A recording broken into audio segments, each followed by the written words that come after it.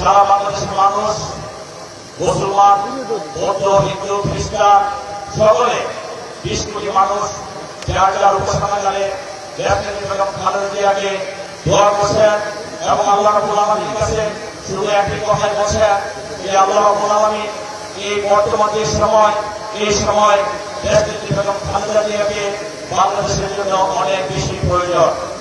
আমাদের নেত্রী দেশনেত্রী বেগম খালেদা জিয়া এর পূর্বেও বেশ কয়েকবার এরকম মুমূর্ষু অবস্থায় গিয়েছিলেন। দেশের মানুষের দোয়ার বরকতে, সারা পৃথিবীর মানুষের দোয়ার বরকতে আল্লাহ রাব্বুল আলামিন ওনাকে সুস্থ করে দিয়েছেন। আমরা আশা করি সারা দেশের মানুষ যেভাবে আমাদের নেত্রীর জন্য দোয়া করছেন, ইনশাআল্লাহ আল্লাহ রাব্বুল আলামিন আমার সেই নেত্রীকে আবার আমাদের মাঝে ফিরিয়ে দিবে, দেশের মানুষের মাঝে ফিরিয়ে দিবে। আল্লাহু আকবার, আল্লাহু আকবার, আল্লাহু আকবার, আল্লাহু আকবার। আশহাদু আল লা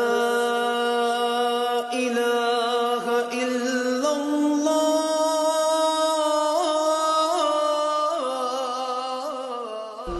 ربنا ظلمنا أنفسنا وإن لم تغفر لنا وترحمنا لنكونن من الخاسرين يا أرحم الراحمين سبحان ربك رب العزة عما يصفون وسلام على المرسلين والحمد لله رب العالمين।